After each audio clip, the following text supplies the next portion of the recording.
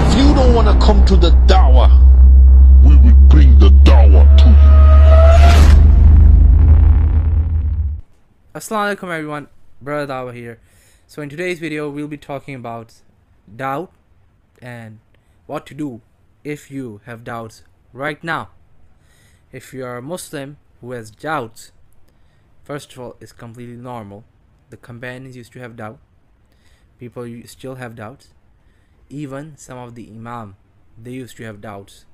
Okay, for example, Imam al-Ghazali rahimahullah, he used to be a hyper skeptic, and he used to cause these type of thoughts, he used to cause doubts, which is completely fine. Doubts in of themselves are natural. These questions are natural, but it is your job, okay, to realize if these questions are valid or not valid. How do we notice if a question is valid or invalid? If the question is never ending, if you get the answer of this question, then another question arises, and after that another question arises, and after that another.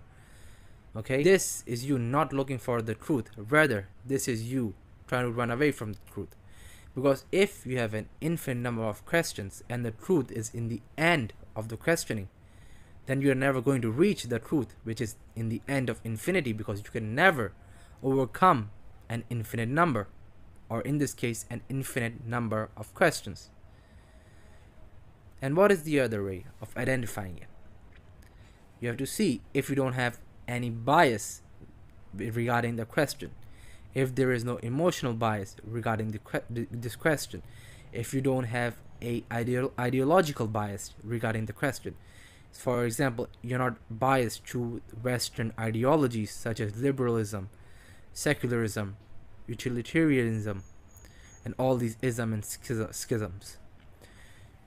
Once you have realized that you don't have these and it's a valid question, okay, then you can go to someone who is knowledgeable on the field of Islam, such as a scholar.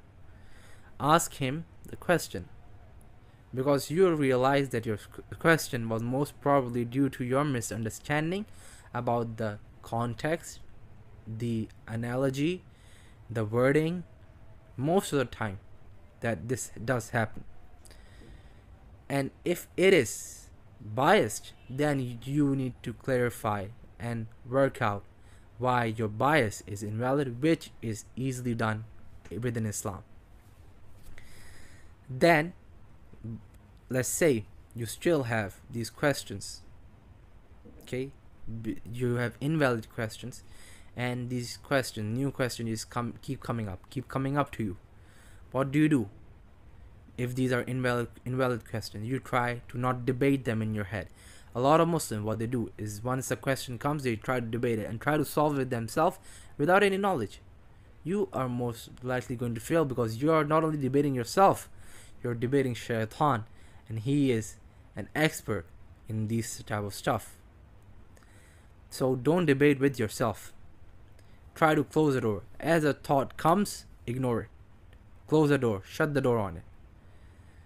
Try to keep yourself busy, and then try to move on from it. And then seek refuge in Allah subhanahu wa ta'ala, because this is the key, because Allah is the only one who can protect you from the waswasa of shaytan perfectly.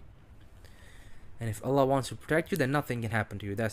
We all believe in that. Subhanallah, alhamdulillah. And once you have closed the door, your doubts should be gone.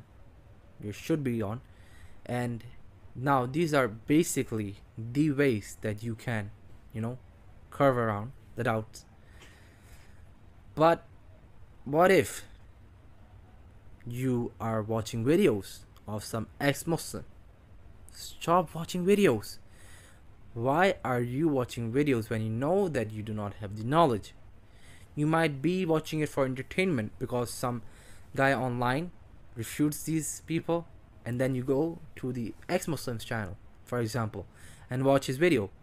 You do not have the knowledge. Don't watch these videos. These videos are there to cause you doubts. These videos are easily refuted, but they're there to cause you doubts. So these are some of the ways that you can handle the doubts. I've given you tools. I haven't clarified each doubt one by one.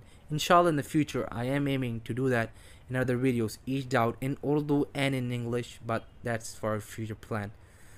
Now that we're done with this, please, if you have doubts, go to someone who's knowledgeable, or read about it at least, rather than trying to come to a conclusion yourself, or debating online. Especially a lot of Muslims, they like to debate online with non-Muslims and atheists and ex-Muslims, and then these doubts keep on adding up, and then they leave Islam without even realizing that they had biases with these doubts. So with that being said, Jazakallah khairan for watching. I hope that if you do have doubts, you try to do what I told here, and inshallah it will work. Inshallah, with the will of Allah, it will work. As always, thanks for watching.